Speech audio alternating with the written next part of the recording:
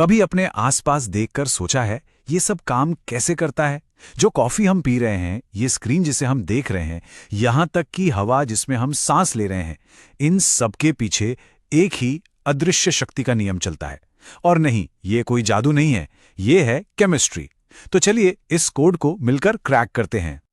जरा सोचिए उन फर्टिलाइजर्स के बारे में जो हमारे खेत सींचते हैं, हमारे लिए खाना उगाते हैं। या फिर वो लाइफ सेविंग दवाएं जो बीमारियों से लड़कर हमें सेहतमंद रखती हैं। और उन सिलिकॉन चिप्स के बारे में सोचिए जो हमारे कंप्यूटर्स को पावर देते हैं, इस मॉडर्न दुनिया को चलाते हैं। यहां तक कि वो ऑप्टिकल फाइबर्स भी, जो पलक झपकते ही हमें पूरी दुनिया से जोड़ देती हैं। फर्टिलाइजर्स, दवाइयाँ, कंप्यूटर्स, ऑप्टिकल फाइबर्स, ये सब इतनी अलग अलग चीजें हैं, है ना? तो आखिर वो कौन सा एक धागा है जो इन सबको एक साथ पिरोता है? जवाब है केमिस्ट्री। ये साइंस है मॉलिक्यूल्स का और उनके ट्रांसफॉर्मेशंस का।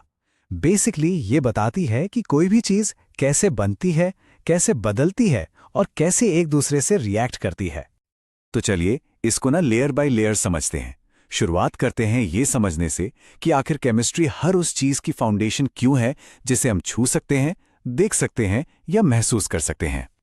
इसे नोबेल पुरस्कार विजेता रोल्ड हॉफमैन ने बहुत खूबसूरती से समझाया था। उन्होंने कहा कि बात सिर्फ 100 से ज्यादा एलिमेंट्स की नहीं है, बल्कि उन अनगिनत इनफाइनाइट मॉलिक्यूल्स की है जो हम उन एलिमेंट्स से बना सकते हैं। और यही तो केमिस्ट्री की असली पावर है। केमिस्ट्री की जड़ें बहुत गहरी हैं। ये इंसानी क्यूरियोसिटी की एक लंबी कहानी है। एक ऐसी कहानी जो मामूली धातुओं को सोने में बदलने की चाहत से शुरू हुई और आज के मॉडर्न साइंस तक जा पहुंची है। और ये जो बदलाव है ना, बड़ा इंटरेस्टिंग है। एक तरफ थी कीमिया, जिसके गोल्स थोड़े मिस्टिकल थे। सोना बनाने के लिए पारस पत्थर ढूंढना या अमर होने के लिए अमृत की तलाश। वहीं दूसरी तरफ है मॉडर्न केमिस्ट्री, जिसका मकसद बिल्कुल साफ है, नेचर को सिस्टमैटिकली समझना और पदार्थ के बेसिक गुणों को स्टडी करना। लेकिन ये बदलाव रातों रात नहीं हुआ। सदियों तक, खासकर 1300 से 1600 के बीच, कीमिया ने इसकी नींव रखी। फिर 18वीं सदी में यूरोप में साइंटिफिक मेथड के आने के साथ मॉडर्न केमिस्ट्री ने आकार लेना शुरू किया। और 19वीं सदी तक आते आते ये साइंटिफिक रेवोल्यूशन पूरी दुनिया में फैल गया। और हाँ, भारत में भी इसने अपनी जड़ें जमा ली। पर यह कहानी सिर्फ यूरोप से शुरू नहीं होती। प्राचीन भारत में जिसे रसायन शास्त्र कहते थे, वो ज्ञान बहुत ही एडवांस था। सोच के देखिए, सिंधु घाटी सभ्यता में एडवांस्ड मेटलर्जी, पकी हुई ईंटें, अर्थशास्त्र जैसे ग्रंथों में समुद्र से नमक कैसे बनाते हैं इसका जिक्र था।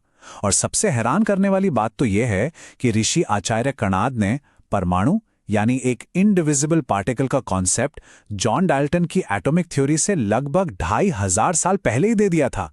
ये वाकई में एक बहुत गहरी विरासत है।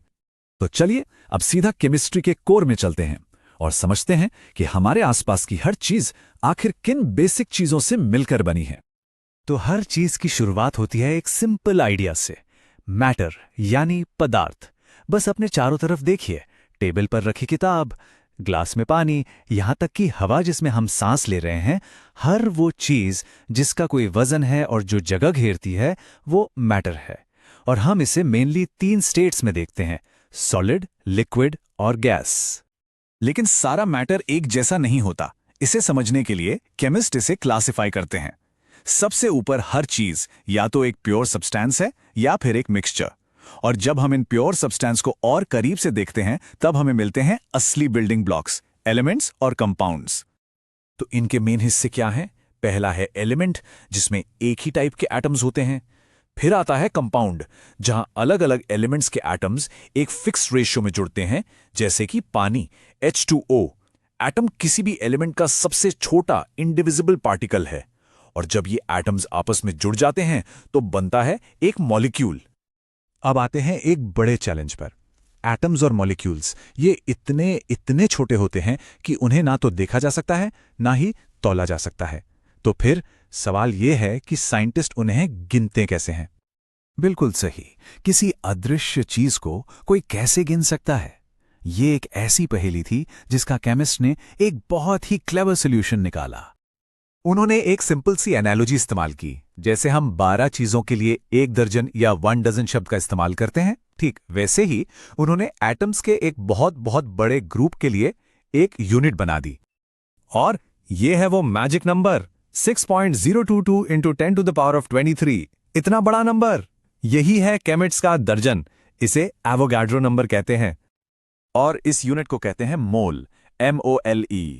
एक मोल का मतलब है किसी भी सब्सटेंस के एवोगाड्रो नंबर जितने पार्टिकल्स, यानी 6.022 into 10 raise to the power 23 particles, चाहे वो एटम्स हो या मॉलिक्यूल्स। ये केमिस्ट्री में काउंटिंग की यूनिवर्सल SI यूनिट है।